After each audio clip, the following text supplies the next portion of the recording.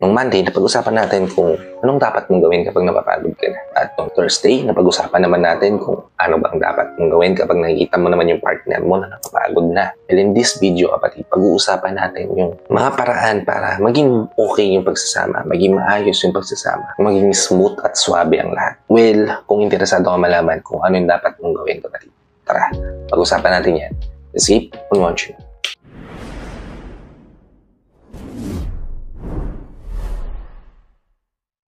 Hi, I'm Gary Opimo at gumagawa ako ng mga videos na katulad nito para matulungan ka na maging best version ng sarili mo at ibigay mo yung message mo syempre sa taong mahal mo. Kaya kung bago ka pa lang dito sa channel ko, please consider liking this video, hit the subscribe button and the notification bell para lagi kang updated sa mga videos na katulad nito na i-upload pa natin sa inaharap. Gusto ko nakikita mo na kapatid na parang hindi okay na yung pagsasama.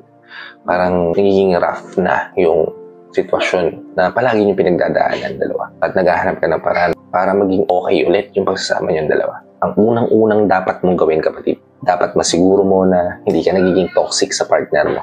Kasi everything starts on yourself kapatid. Tingnan mo kung okay ba yung nagiging actions mo towards him, actions mo towards her, diba? Kung hindi ka ba nagiging pabigat, hindi ka ba nagiging stress sa kanya, kung nakakatulong ka ba sa kanya, kung nabibigyan mo ba siya ng kapahingahan, di ba? Yung mga bagay na yan, kapatid, kailangan mo i-assess yan para malaman mo rin pa kung okay ba yung relasyon. Masaya pa rin ba kayong dalawa sa isa't isa? Hindi ba kayo nagiging toxic sa inyong pagsasama? Hindi ba kayo nagiging stress sa isa't isa, di ba? Kasi pag nalaman mo itong mga bagay na to, dito mo na matitimbang o ma-weigh in kung okay pa ba yung pagsasama nyo.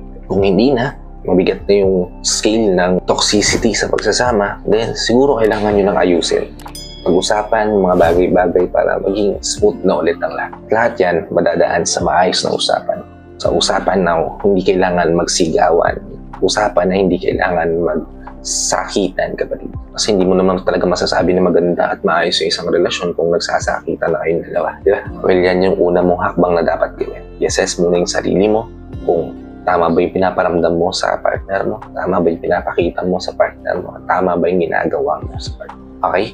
Proceed tayo sa ikalawa, which is para maging okay yung pagsasama nyo, kailangan syempre hindi mo papabayaan yung sarili mo. Syempre kailangan mong alagaan yung pangangatawan mo, alagaan yung mental health mo, di ba? Kasi kung hindi ka okay, alamang hindi din magiging okay yung pagsasama nyo kasi magre-reflect yun sa actions mo, sa mga sasabihin mo, di ba? At kung babae ka na nakikinig dito sa video, isa kang asawa, di ba? Isa kang girlfriend, di ba? Importante yung mental health nyo sa aming mga kalalakihan. May kasabihan nga na happy wife, happy life, di ba? So kung masaya yung partner mong babae, malamang magiging mas masaya yung buhay niya. Kaya wag na wag mong papabayaan yung sarili. Bigyan mo ng oras yung sarili mo na ipamper, di ba? Maging healthy inside and out, di ba? Pagandahin mo yung sarili mo, pasexy mo yung sarili mo, i-improve mo yung sarili mo to the fullest. Kasi kapag nakita ka ng partner mo na ini-improve mo yung sarili mo everyday, gagawa rin siya ng paraan para mag-improve at parehas kayong mag-grow dalawa. And then, malamang sa malamang, magiging okay yung pagsasama.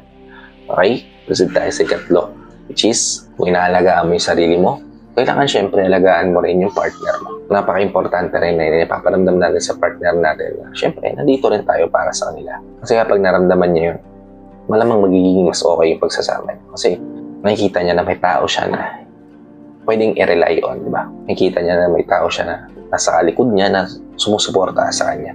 At hindi niya mararamdaman yung pagiging mag-isa.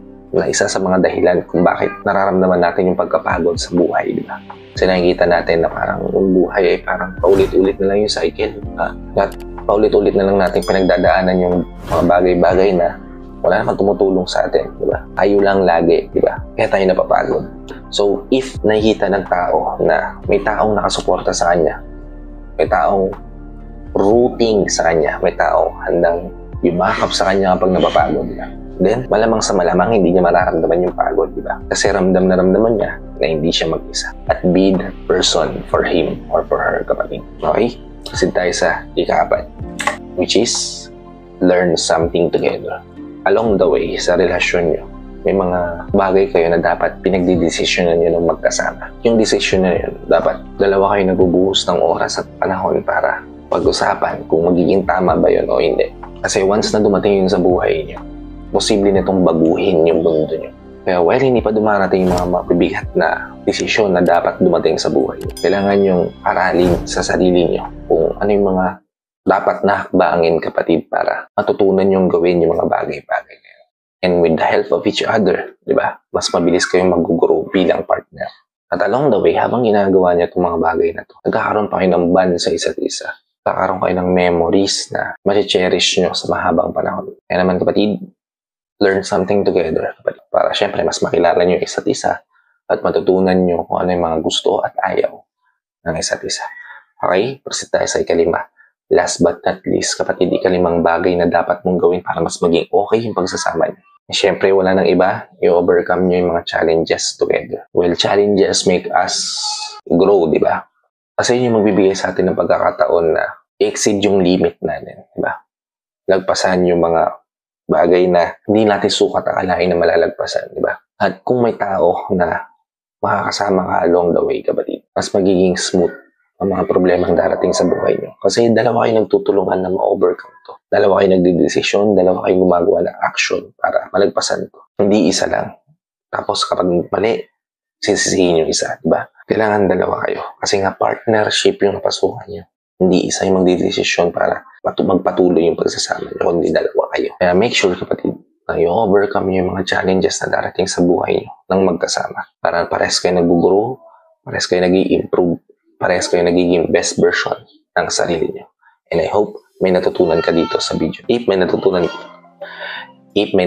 ka nga naman, please help me share this to your loved ones na posible natin matulungan din ng video. Para nakatulong na kayo sa kanila, nakatulong na rin ako sa kanila. Sa lahat ng OFW viewers natin at sa mga viewers natin dito sa Pilipinas na walang sawang nanonood, sumusuporta at palagi nakatune in sa bawat video na ina-upload ko. Maraming salamat po sa palagi niyo panonood at pagsuporta. Kung bago ka pa lang dito sa channel ko, please consider liking this video. Hit the subscribe button and the notification bell para lagi kang updated sa mga videos na tulad nito. I-upload pa natin sa inaarap. So, hanggang dito na lang mga kapatid. Maraming salamat ulit sa panonood. And I hope to see you all on my next vlog. Ingat ka dyan palagi kapatid. May God bless you and protect you always. Peace.